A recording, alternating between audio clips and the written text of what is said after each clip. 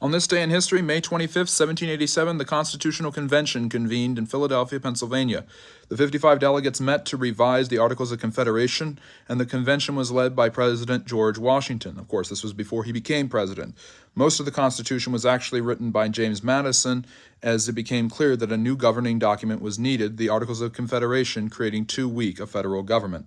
Then on this day in 1935, a Bambino, Babe Ruth, hit his 714th and final home run.